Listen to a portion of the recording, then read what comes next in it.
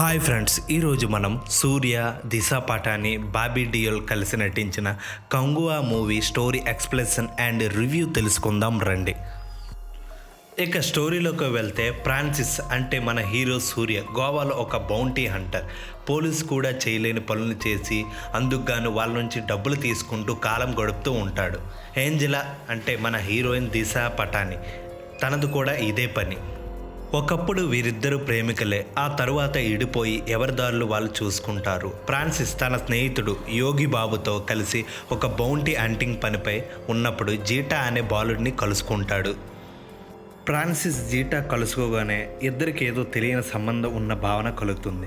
ఆ తరువాత ఆ బాలుడు ప్రాణాలకి ప్రమాదం ఉందని అర్థమవుతుంది. మరి జీటాని కాపాడేందుకు ఫ్రాన్సిస్ ఎలాంటి సాహసాలు చేశాడు? అసలు ఈ జీటాని వేటాడుతుంది ఎవరు? ఫ్రాన్సిస్ జీటా 1070 సంవత్సరాల నాటి ప్రాణవకోన యువరాజు కంగువ అంటే మన హీరో సూర్యకి మధ్య ఉన్న సంబంధం ఏంటి? తదితర విషయాలు తెలియాలంటే తప్పక ఈ మూవీ చూడాల్సిందే ఫ్రెండ్స్. ఇక ఈ మూవీ యొక్క plus points: Suriya acting, story and Kanguva పులవ పాత్రల మధ్య డ్రామా. ఈ మూవీ యొక్క మైనస్ పాయింట్: ఊహకు తగ్గట్టు సాగే స్టోరీ.